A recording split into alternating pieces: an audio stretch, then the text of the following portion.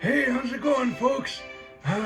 This is the Derek Show where, this guy Derek, he'll talk until he's out of breath. So we sure hope you enjoy the show and stick around. So grab yourself something to eat or drink and settle back and relax. All right. Look, we've got a lot to get through. That guy's a liar. We've got a lot to get through, a lot of truth bombs to drop on you. I am your president. All right. Yes, thank you, everybody. This is indeed the Derek Show. Welcome. Appreciate you for coming by and checking this out. I'm just going to get right into it. And this, since we're going to be covering the presidential debate and also the attempted assassination of candidate Trump, it's kind of gotten me a little tongue-tied recently because I've heard people calling him President Trump or like the real president of the United States. And so I nearly said the same thing, but I want to adhere as much as I can to the facts, unless it's funny. Okay, so yeah. Presidential debate, assassination attempt. Also, I don't know if it counts as an assassination attempt if he's not in the office currently, but somebody did try and murder him from, I think it was like 450 feet away, the kid on a roof. And apparently the Secret Service, from this part is hearsay. I'll tell you the things that I have heard, which are verified or seem plausible, like seem well verified to me. But it's hearsay that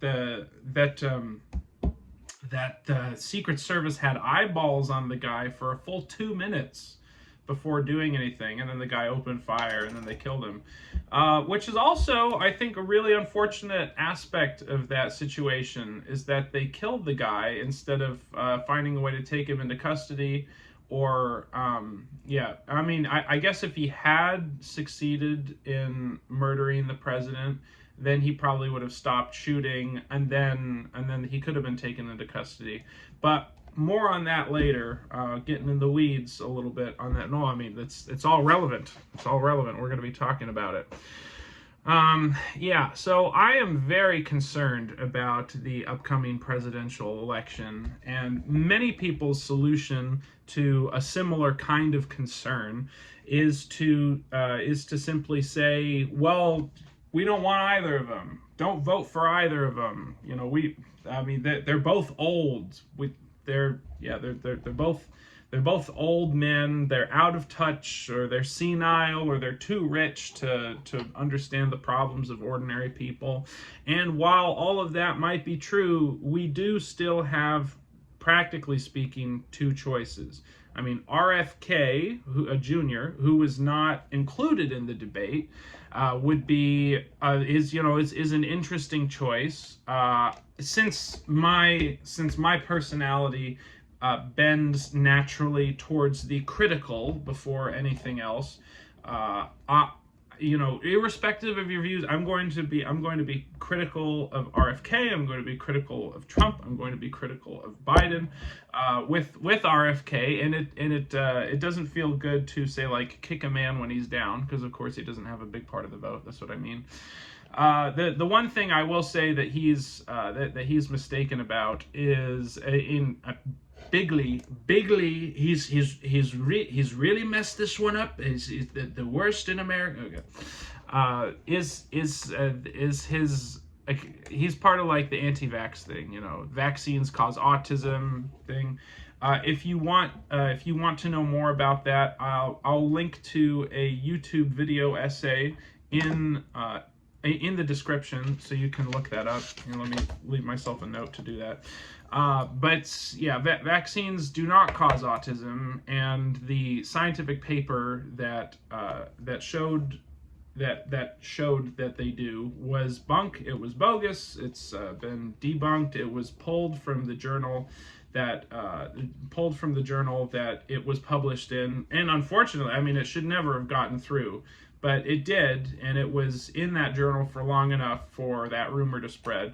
But the encouraging piece about RFK, and this here is hearsay, is I went to a friend's birthday party this last weekend who is a big RFK supporter, and he was saying that something that he really likes about RFK is that when somebody is able to show him that he's mistaken about something, he'll change his view on something. He'll adjust, which is nice. Which is nice in today's vax autism. So at least anecdotally, RFK has that going for him, and I don't really know too many of his other policies. Matter of fact, let's look him up so we can judge based on the black and white of text. Let's see, RFK Jr. policies. But I do know that thing about his vaccines and autism. The conspiracy theory thing. Let's see, vaccines to Ukraine stands on keys. Vaccines in the Russian-Ukraine war have been hit. All right, well let's see if we get anything good there. But Trump, Biden, they both have their problems. Of course, it's been done to death that Biden is senile, and he's not all there. He definitely has a lot of slip ups, and so that's not great. But Trump is an out and out liar. I think I hope anyone could acknowledge that. Also, all these topics make me very nervous. I feel like very on edge talking about these things. Political conversations in general do that to me. Some personal history on that. Okay, there we go. Let's see. Vaccines to Ukraine. Where does Robert F. Kennedy Jr. stand on key issues? All right, so it sounds like it might be more particular than we're looking for. No, I do not want to subscribe to News Nation Decision Desk 2024. Get fact-based, unbiased political coverage from the News Nation team. Okay, on issues that matter most to voters. All right, well, this might be a summary that's worth getting into. Where does Joe Biden stand on issues that matter to voters? Kennedy has also been seen to drop in favorable rating, which has fallen to 32%, with 46.1% voters saying they have an unfavorable view of the candidate. Let's see, abortion. This isn't very well organized, but I think we finally found something that means something here. Okay. RFK Jr. and abortion. Kennedy, who referred to the first presidential debate between Biden and Trump as depressing, yes, it was, said that the abortion should be the choice of the woman in this real-time response to debate. Kennedy, all right, that seems like a pretty common sense idea. Also, related to the presidential debate and abortion, one thing, abortion specifically, and also to bridge to a more general topic, is something I noticed is that in terms of being factually correct, the points were being scored by Biden. Issues as uninspiring or uncharismatic an individual as he sometimes can be, and also having the memory issues that he has. Let's see. Having those memory issues, he still was he still was more factually correct on more topics than Trump was. And specifically when it came to abortion, Trump was claiming it's like, that they're gonna like kill the baby after it's been born, like have a postnatal abortion. And Biden did give a factually specific and correct rundown of the provisions for Roe v. Wade, which is no, you can't just like get an abortion any old time. Like in the third trimester, it's only if the mother's life is at risk, and then one other special exemption, I forget what, but it's a sort of extreme case. And then even in the second trimester, there's a lot of there are a lot of restrictions on having an abortion, and it's only really easiest to get in the first trimester. So it looks like Kennedy has a decent abortion stance. However, he also said that he felt every abortion is a tragedy. something I can identify with. It's just the idea of an abortion makes my tummy hurt, but that's just because thinking about, like something, something getting pulled out of somebody's body. And then most women have aborted because they can afford having a child. They like to pledge to put money in child care. Okay, great. It's good that you want to finance child care. Children have been getting the short end of the stick for decades in this country, and there should be more investment in the actual future of America, because those are the people who are going to be future Americans. RFK Jr. and vaccines. All right. Hell yeah, we got to it quick. Kennedy pushes back against critics who say he has anti-vaccine views. I'm going to remain skeptical, because there's some family members of mine, big RFK supporters, also big anti-vax. Those two things seem to have been connected. Listening to them. During a June 23rd town hall hosted by Kennedy said if he were president, he would mandate pre-licensing safety trials for vaccines. Yeah, of course, and allow parents to make up their minds about whether they want to use vaccines for their children.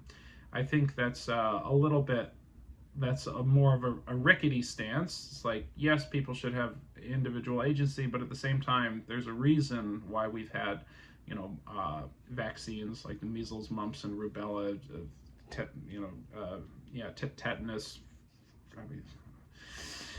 and others, smallpox, etc. But and to talk more about that anti-vax paper, to talk more about that. If I remember right, the incentive for the guy who wrote that bogus paper, who incidentally lives in Austin, Texas, he lives in Westlake Hills or Lakeway out there, but I think the reason why he wanted to show that the MMR, measles, mumps, rubella vaccine caused autism was so that he could develop his individual measles, mumps, and rubella vaccines and then sell them. So there's a profit motive involved there. But the research is all debunked. It's a big embarrassment to the scientific and vaccine community. But not many people know that. And then, unfortunately, this whole COVID thing reduced people's confidence in vaccines even more, because the fact is that the COVID vaccine was and is a failure. And that's something that people in immunology and virology, all, as far as I know, the people in immunology and virology acknowledge that it was a failure. And if you think about it, how could you possibly have had a success, if you're going to be releasing a vaccine in a year, within a year of a new disease emerging? So it doesn't, one shouldn't have had high hopes for it.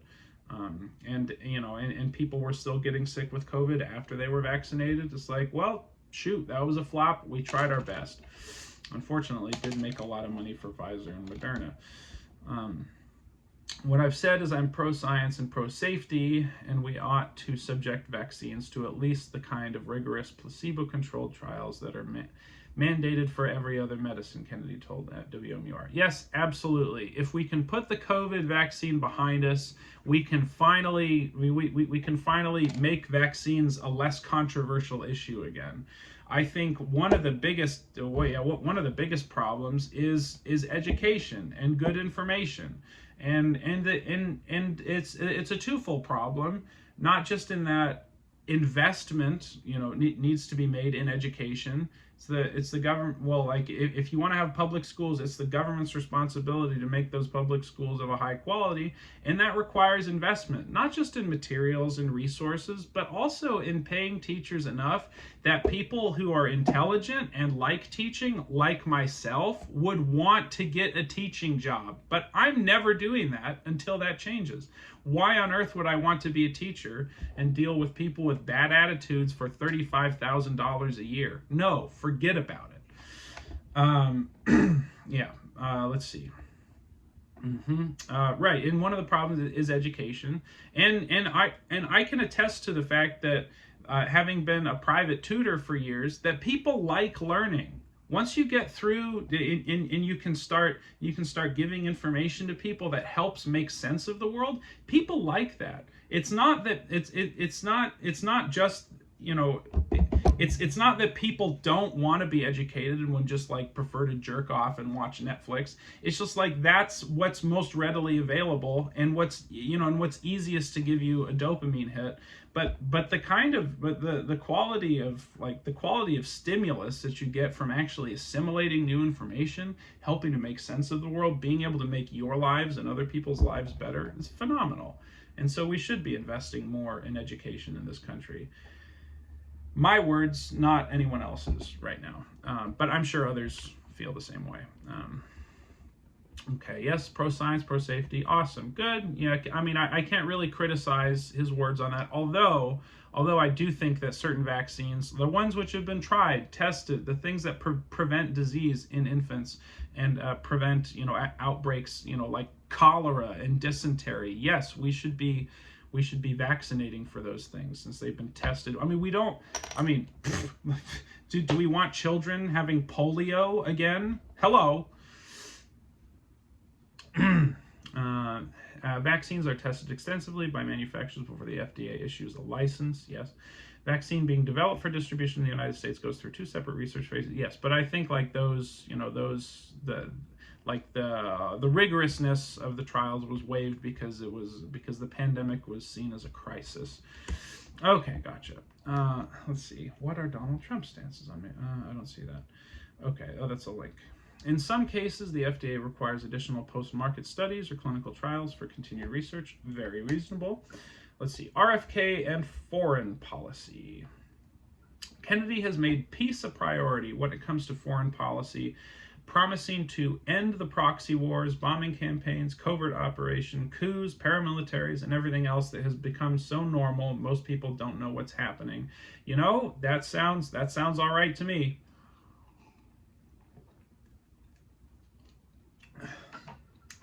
Yeah, I can't fact check or verify because, of course, yeah, I mean, his whole thesis is people don't know what's happening. But yes, I would like to stop American involvement in foreign violence.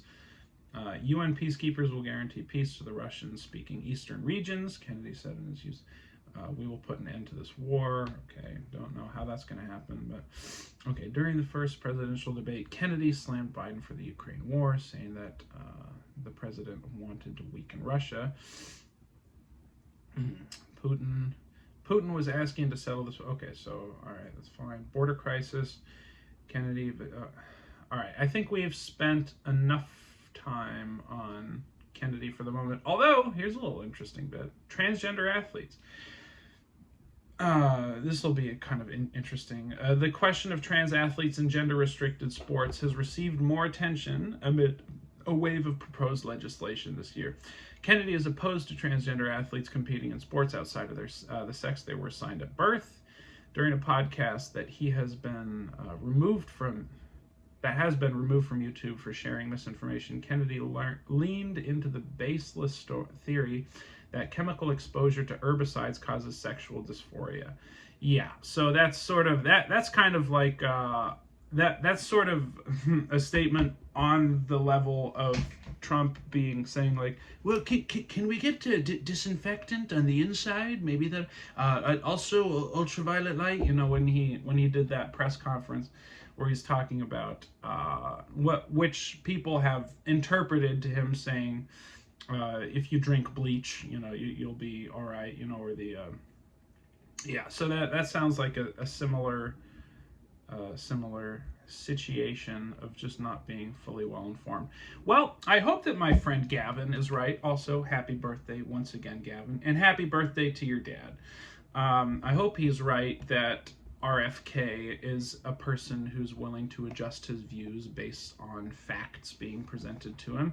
But we're going to move on from him for the moment and instead come back to our dear president and former president Biden and Trump.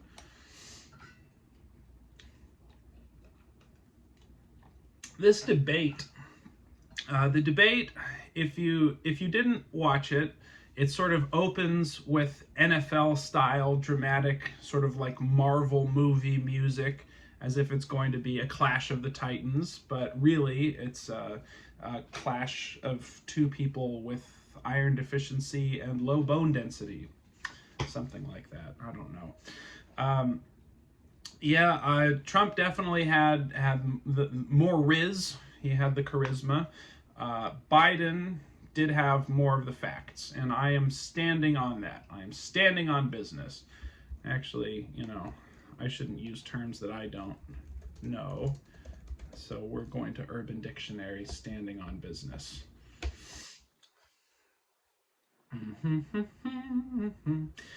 Urban Dictionary has been one of my favorite resources for educating myself about slang and stuff like that. It was really fun. I like dictionaries. Dictionaries are great.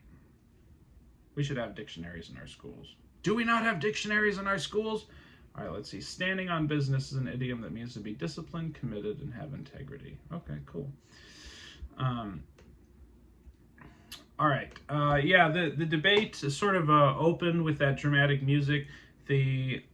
I think that the reason why there wasn't a live audience is that Trump is really good at influencing a live audience and making them react. Now, I've been watching some rerun and highlight things from the 2020 debates, whether it was the Republican primary or him versus Biden. And he's good at getting the crowd to, well, cheer and clap, but more often I found to boo and hiss and shout. He's very good at getting them to react. So I think that they didn't have a live studio audience for that reason. And they made a point of saying that the microphone will turn off when your time is done, and I think that's probably also another nod to Trump and his influence in these debates. And in order to participate in this debate, both staff from both campaigns had to agree to the rules. It just sounded like the anchor was reading terms of service. Also, when it comes to the anchors, I feel like I would have liked to see them be more to be more aggressive, to interject more, to hold the candidates responsible to the things that they were saying more often, instead of having it be this big he said, she said.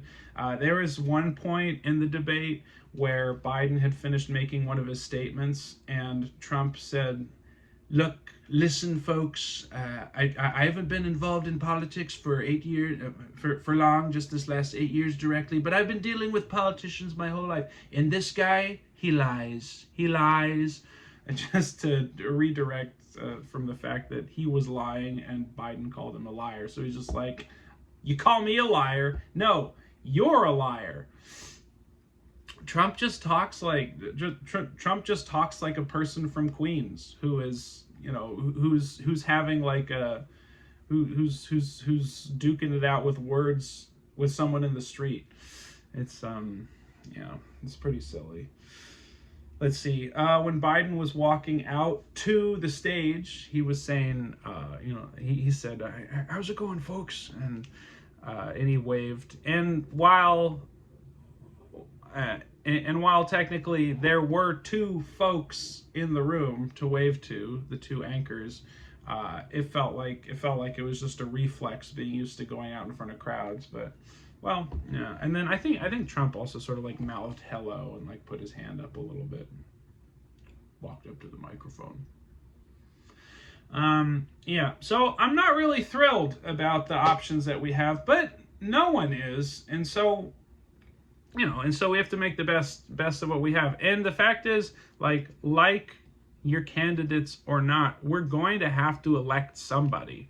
And as I said, this topic, talking about these things, it makes me very nervous because I had a lot of very heated political conversations when I was like in middle school age. And too early to be having strong opinions about these things. But the fact was, that me and a bunch of my classmates, we did have strong opinions, and unfortunately I had the one which was unpopular, and so we wound up getting in a lot of discussions. So these things do make me nervous, but I feel I feel strongly about some of these things, like yes, not thrilled for either of them to get in the office, but my personal opinion is that between the two likely administrations, a Trump administration and a Biden administration, even though Biden is, say, like the less charismatic, perhaps like the less fully together candidate, the fact is that his influence, I think, is a lot less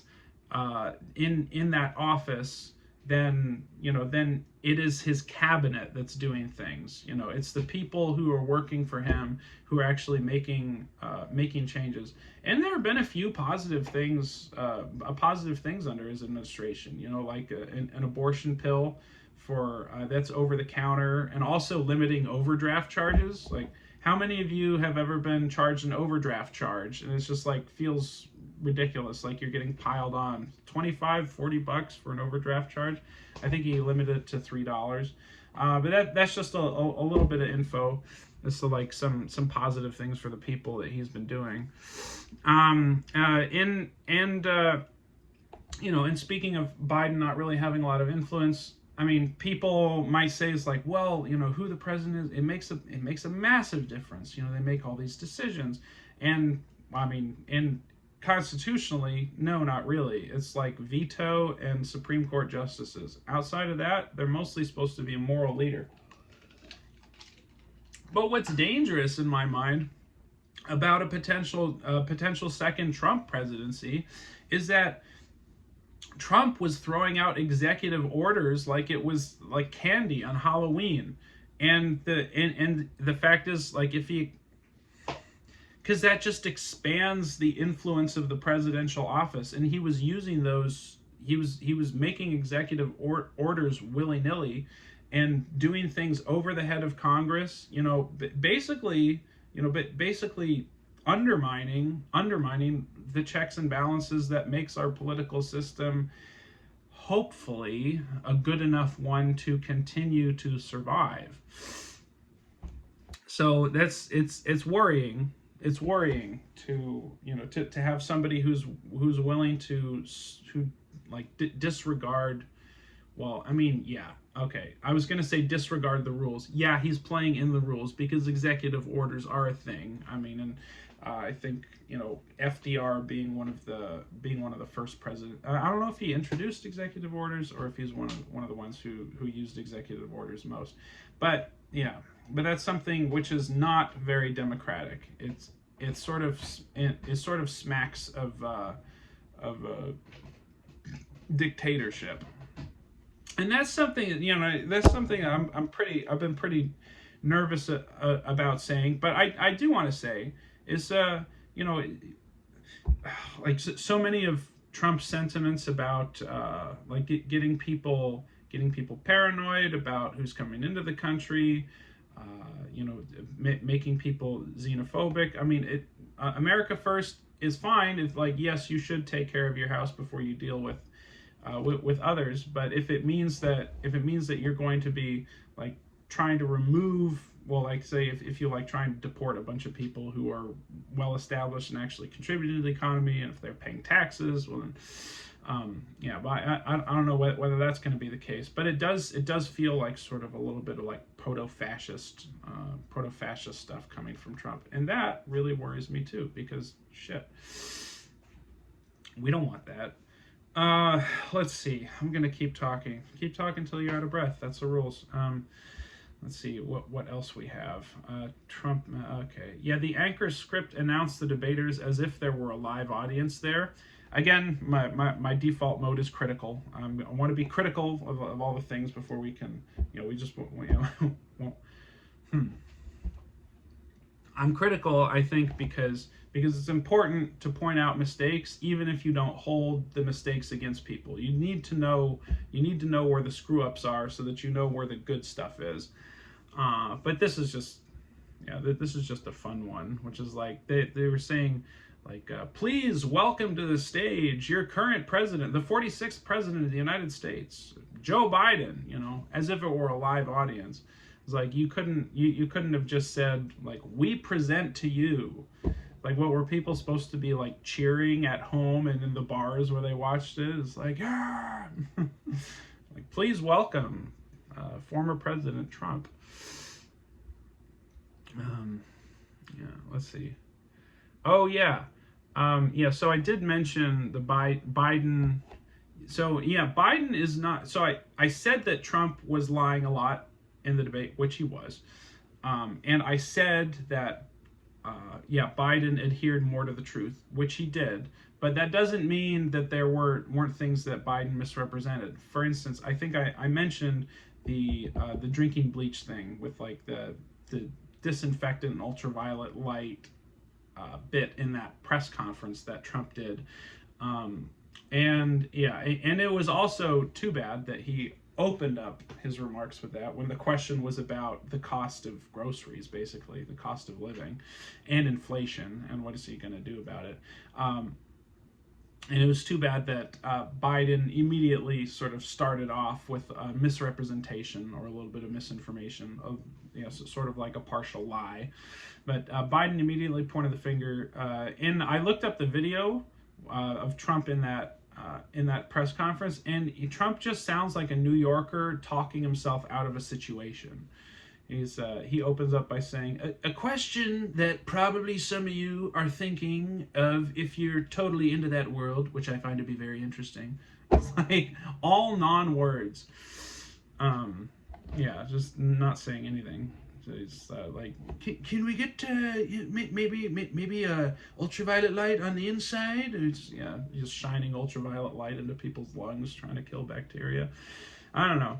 That could work, but I don't really care for it. I don't really care to try it. Already, the media outlets are forming ranks on the sides they prefer. Oh yeah, I've seen like the reaction videos. Like, of course, Jon Stewart, who also, like, speaking of Biden and Trump and people who need to retire, John, you don't need to keep doing your same old Daily Show shtick. We've seen it. We know what it's about. Jon Stewart's title is, for his reaction to that, is Jon Stewart's Debate Analysis: Trump's Blatant Lies and Biden's Senior Moments. And that's cute that John is trying to, well, like, he's painting the picture of Trump as this evil guy, blatant lies, and then Biden is sort of like he's patting him on the head. It's like, it's okay, buddy. You just had a few senior moments. He's cute-seeing it up. And Forbes, on the other hand, published a video. I really don't know what he said at the end of that sentence. Trump zings Biden during CNN debate. So, yeah. Yeah, there were a lot of barbs thrown. Like, for instance, Biden said, "You're the sucker. You're the loser," which and it sounds as if, like, I looked up. I did as much reading as I could to see whether to see whether that story is well attested, and it seems to me as if the source is reliable in saying that Trump called those military people suckers, which is a pretty scandalous thing for someone who is so privileged in this country to say, and someone who's always had money, who's always been protected from having to do military service because of his circumstances. And I think that does expose a weakness in his character. Like a disdain for military people when you've never had to take that risk, and like, do you think you're better than the people who choose to take on that risk, whether it's part of family tradition or because they want to serve their country, they want to put their lives on the line? Pretty crazy, Trump. Trump was full of it with greatest economy in the history of the country. He was fear-mongering while bringing up the 1929 Depression. Credit to Biden for calling out Trump. The greatest economy in American history. I think he's the only one who thinks that. Yeah, true. Both candidates pointing fingers at each other. Trump points finger at Biden for creating COVID. Biden is correct. Trump did reward the wealthy. Yes, with those tax cuts. Yeah, Trump rewarded the wealthy, and more on that in a bit. I need to organize my thoughts. And Trump nodded when Biden said he rewarded the wealthy. Trump sort of nods like, yes, that's correct. Oh yeah, wouldn't that be fun if you had a drinking game for the debate, and it's like you take a shot whenever Trump says China, and you take a shot whenever Biden loses his train of thought. Let's see. Trump relied on a lot of hyperbolic smack talk. It was all like, the best this and the worst that. Yeah, but that's just par for the course for him. That's how he is. That's how he does. That's how he be. Trump ended an answer to a question about taxation with a question to Biden, asking why Biden allowed millions of people to come into our country from jails and mental institutions, come in our country and destroy it. Yes, there was a lot of irrelevant banter and chit chat in that debate. Trump and Biden often stayed off the topic of the question. In fact, there was one point where a question was asked about, I think it was inflation. No, I can't remember. A question was asked, and instead, like the entire 2-minute time was taken up, instead of addressing the question, answering the most recent rebuttal. Let's see, the ultra wealthy should pay a horse. Yeah. Interesting note here when it comes to taxing the wealthy. This comes from Lanny Ebenstein, a former professor of mine at UC Santa Barbara, in that it's history has shown that the ultra wealthy, when the ultra wealthy are taxed more highly, they don't stop trying to earn as much money as they can. It doesn't really reduce their incentive to continue accumulating wealth. And so if they do pay a higher tax rate, they're basically just contributing more to society, which I think is great for those who have more resources rather than hoarding them to themselves. Hopefully the government can do good things with those. Of course, institutional mistrust at this point is at an all-time high. People do not trust public institutions. I mean, they don't even trust. They don't trust universities, things like that. Sometimes with good reason, sometimes not. And I think that education question is part of it. Is part of the reason. We do need better education in America. That's for sure. Yeah. Said, Biden had that moment. We finally beat Medicare. Trump is treating it like a roasting. Yeah, he beat it to death. Yes, the moderators. Yeah, I don't know if the moderators. Well, if the moderators weren't participating more or holding the candidates to the factual accuracy of their statements, because based on personal volition, or because they didn't have the agency to do that based on their contract with the TV station.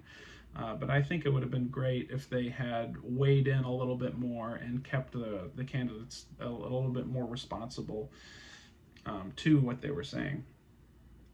Moderators have no agency to address candidates' words or behavior. Trump finished the statement with, what this man has done is absolutely criminal. And the moderator says, thank you, President Trump. He called him President Trump, even though he's not Trump right now. I mean, even though he's not president right now. He'll always be Trump till he's dead. Which brings us to the attempted assassination of former president and current candidate and recipient of Secret Service protection, even though RFK Jr., whose dad and uncle were both murdered, but recipient of Secret Service protection, Donald J. Trump. Yeah. Let's see. Yeah, so that was a wild piece of news. I assume that everyone has seen the video or videos of that, and yeah, that's definitely it's worrying. It's a warning sign that disgruntledness, unrest in our country is reaching the point where people want to pull out guns and shoot presidential candidates.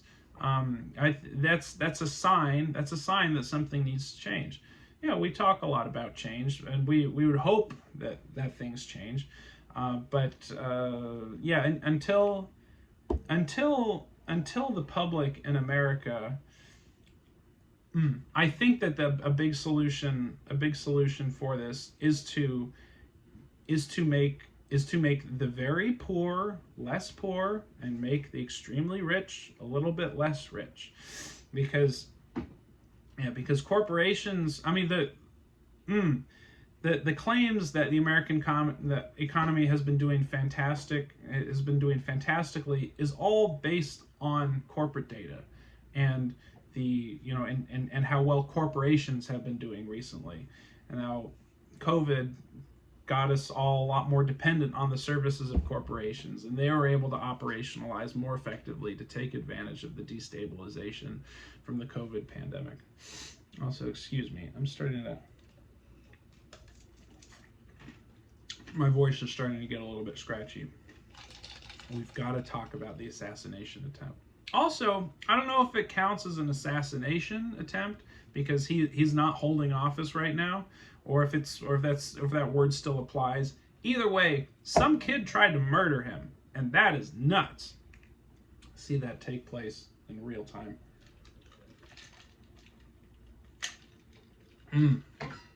Yeah, definitely smacks of. Yeah, I mean, we haven't had an assassination attempt since Reagan, before I was born. I don't know. Yeah, I don't know what that felt like back then, when Reagan got shot. And weren't there 2 attempts on Reagan? It was just like one time he did actually get shot. He got hit with something. All right.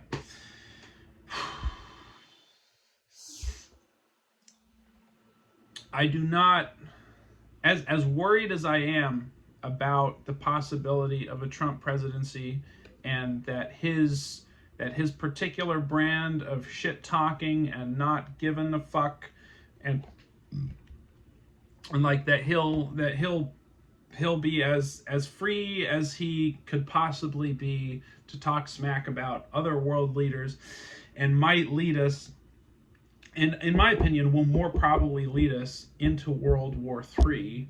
As much as I'm concerned about that, I do not think that the solution is to shoot the man. And unfortunately, because he's survived that attack, I think it makes it a lot more likely that he's going to be elected president, because he has the sympathies of people now in a way that he never did before.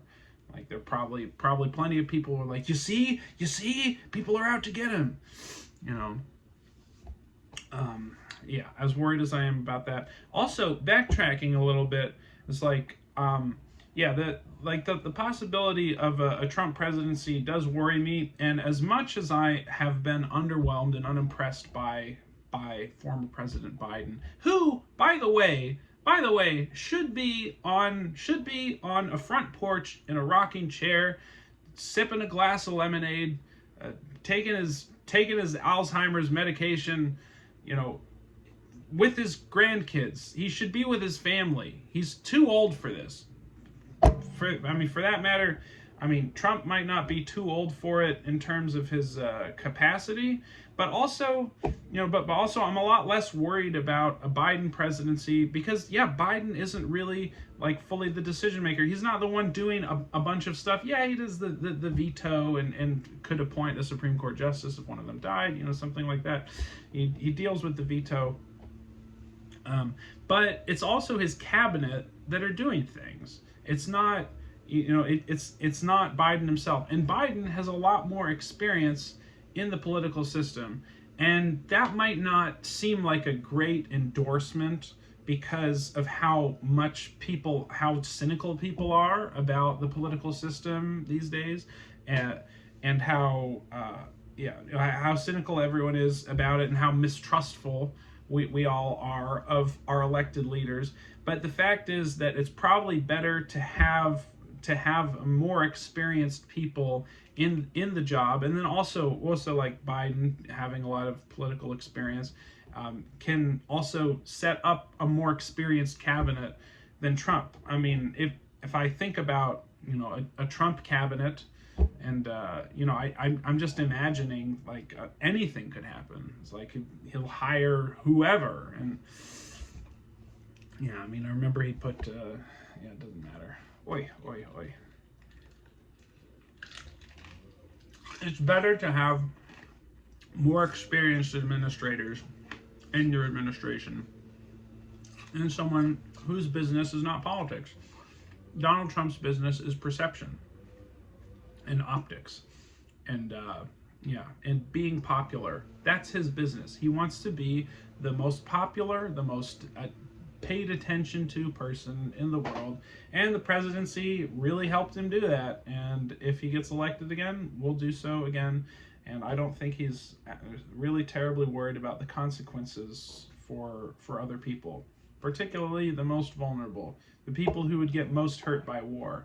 After he talked shit about Marines who risked their lives for the American people, then you obviously know he doesn't care about the danger that they might get put in if there's another war. And will he undergo much danger? No, he's going to be isolated in his position of power. He's going to be protected from all that, and just watch things fall to shit. All right. Yes. Back to the assassination attempt.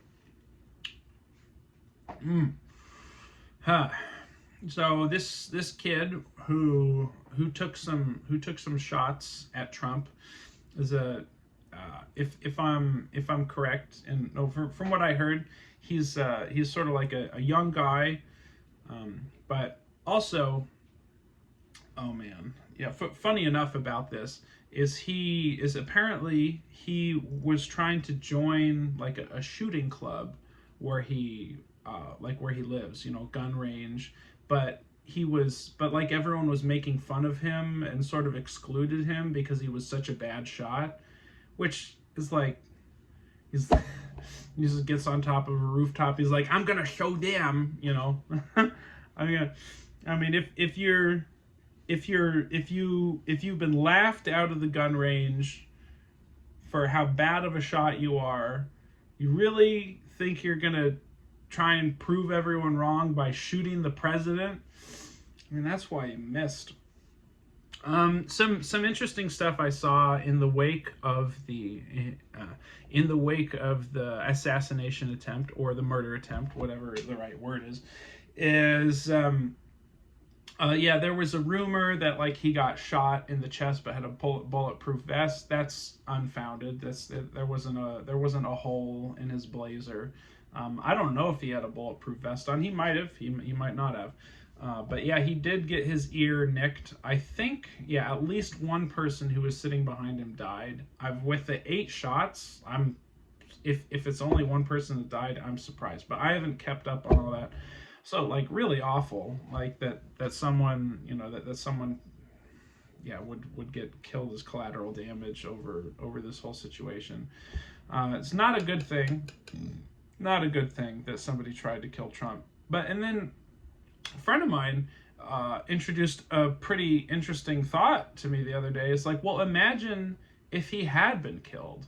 Like the kind of riots, the sort of upset, the looting, there could have been like looting, burning, violence in the wake of that. Like people felt like they had their political savior taken away from them. It's like that could possibly be an even more dangerous situation. But it's not good. Also, I think it was like it did seem a little bit suspicious at first because they came out, with that picture of like Trump with his fist in the air, the blood smeared across the side of his head, the American flag in the background. It's like almost as if they'd set it up. But I'm guessing it was because the press are usually the closest, and like they got cameras, and so like while he was walking down the stairs, somebody was just able to get that opportune snap. Yeah, whoever took that picture, I hope they got paid a pretty penny for it, because it's an amazing piece of pro-Trump propaganda. Let's see. Yeah, it also felt kind of suspicious at first when when we heard that the gunman was killed shortly after, and so like, well, there's no opportunity to interview this person.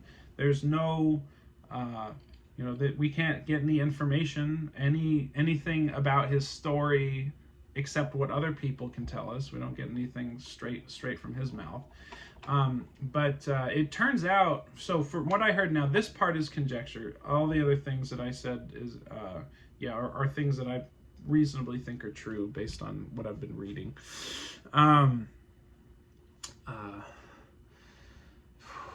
What was the conjecture piece? I'm starting to get a little tired talking about all this, but we'll plow through right to the end.